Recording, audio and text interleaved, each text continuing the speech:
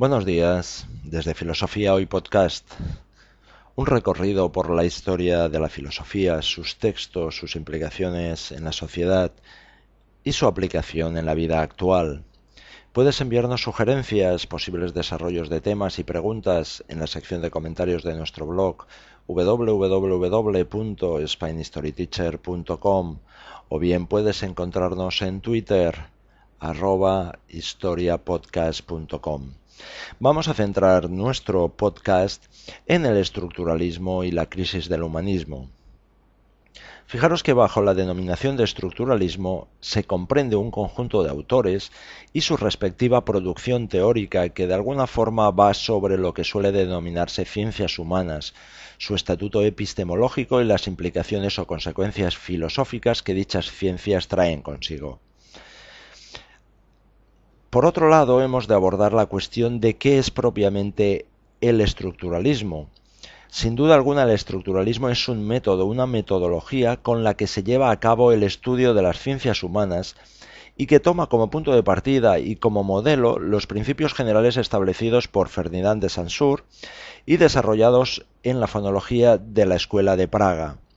El estructuralismo tiene pues una dimensión epistemológica, pero el estructuralismo no ha quedado en una mera epistemología, sino que ha llevado o ha acarreado una serie de tesis o doctrinas de indiscutible carácter filosófico acerca del hombre, de la historia, de la civilización y cultura, de las relaciones y diferencia entre cultura y naturaleza, etc.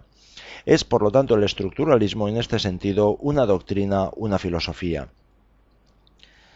Y en cuanto tal, ha venido a interpretar, queriéndolo expresamente o sin quererlo, un conjunto de problemas de que se había venido ocupando la filosofía moderna.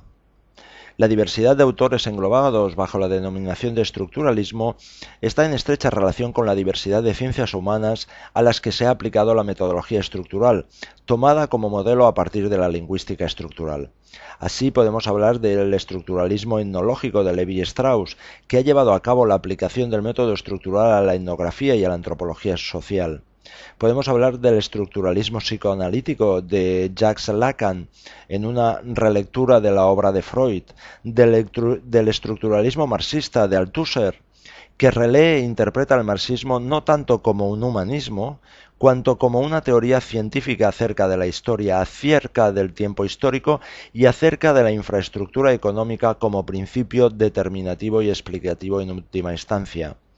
Podemos hablar también de estructuralismo epistémico de Foucault, que lleva a cabo a lo largo de diferentes épocas históricas la disposición y estructuración del saber o episteme, a partir de las por él llamado tres positividades: trabajo, vida y lenguaje. En su estudio, Foucault trata de establecer el orden y relación entre las palabras y las cosas, así como el principio que configura tal orden y relación entre las palabras y las cosas. Y al mismo tiempo trata de mostrar cómo en este orden epistémico pudo surgir la preponderancia y relevancia del hombre, y cómo en una nueva disposición del saber desaparecerá esa relevancia significativa del hombre. Por lo tanto, fijaros ante la imposibilidad de señalar incluso brevemente las ideas fundamentales de todos ellos, vamos a considerar de alguna forma en lo esencial el estructuralismo de Levi-Strauss, en el que cabe reconocer las tesis generales y el espíritu estructuralista, y que puede considerarse como modelo.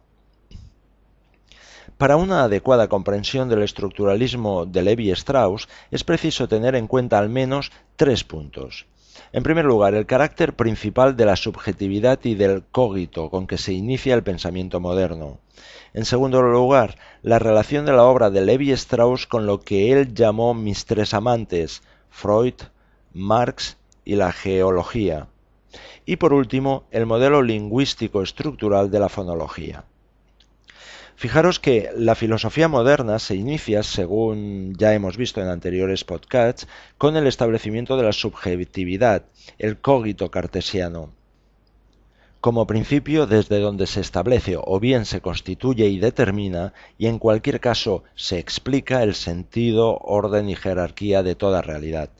La conciencia, o el yo, que es la subjetividad humana, la conciencia racional se constituye como el principio originario, y en este sentido, la filosofía moderna es tácita o expresamente una filosofía trascendental, entendiendo este término en la acepción genuina que Kant acuñó. La fenomenología trascendental de Husserl y su carácter último de egología pura puede considerarse como modelo y expresión última y más depurada de esta primacía, autofundamentalidad y carácter originario del sujeto en cuanto conciencia pura y yo racional de la filosofía moderna. Esta primacía del sujeto y de los aspectos o instancias conscientes del yo empezó a ser paliada por Hegel y más allá de Hegel por Marx y por Freud. Pues bien, el estructuralismo de Levi Strauss va a mantener a la par, podríamos decir, por un lado, la instancia o carácter trascendental, en la medida en que pretende ofrecer una explicación de los fenómenos a partir de los principios, instancias o estructuras desde las que aquellos adquieren sentido, y por otro lado, la negación de la primacía y fundamentalidad del sujeto individual y consciente en esa explicación. En una palabra, el estructuralismo conserva la instancia trascendental, pero transpuesta a otro orden y nivel, un orden sistemático relacional e inconsciente, el orden de las estructuras en cuyo tejido, red o retícula, se configura como subprecipitado lo que en otra hora se llamó el sujeto y la conciencia. El psicoanálisis, el marxismo y la geología. En cuanto a sus referidos amantes, como ya hemos comentado antes, lo que hicieron fue iluminar y orientar el sentido de la investigación etnográfica de Levi Strauss. Fijaros que el marxismo vino a ofrecerle muy especialmente una idea precisa de lo que hay que entender por conocer o comprender. Además, y en estrecha relación con esta tesis epistemológica, el marxismo vino a ofrecerle una idea acerca de qué sea lo más real de la realidad. Por lo tanto, el marxismo le mostró que comprender, según palabras de Levi Strauss, consiste en reducir un tipo de realidad a otra, que la realidad verdadera nunca es la más manifiesta y que la naturaleza de lo verdadero resplandece ya en el cuidado que pone en ocultarse.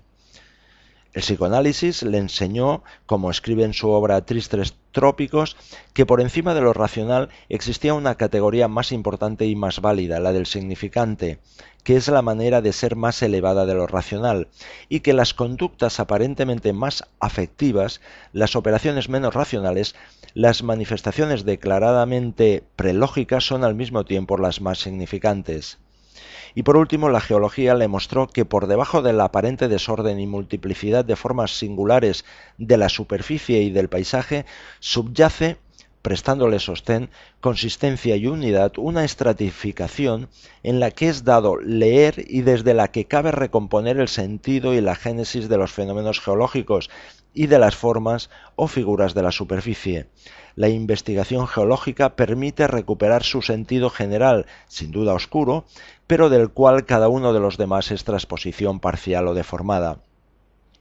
Es muy importante reparar que en estas últimas palabras, transposición parcial o deformada, cabe reconocer la íntima unidad epistemológica entre la geología, el psicoanálisis y el marxismo. En los sueños se manifiesta o expresa el inconsciente, pero tal manifestación constituye una transposición, transformación, transfiguración, en virtud de la cual el inconsciente queda obnubilado, enmascarado ante la conciencia y en la conciencia. En cuanto al marxismo, según ya hemos visto, la conciencia ideológica es una conciencia deformada, irreal o que al menos no expresa la realidad verdadera o la verdadera realidad de la estructuración y configuración social. Pues bien, el estructuralismo de Levi Strauss, que toma como objeto de estudio e investigación la antropología social y la etnografía, pretende ser un estudio geológico de los hechos sociales y de las relaciones de intercambio en que consiste la vida social de los hombres. Desde Fraga, España, te saluda Óscar Cruellas. Sé feliz. Puedes visitar nuestro blog www.spainhistoryteacher.com y dejar tus comentarios, así como plantear nuevos temas, o bien puedes encontrarnos en Twitter, @historiapodcast.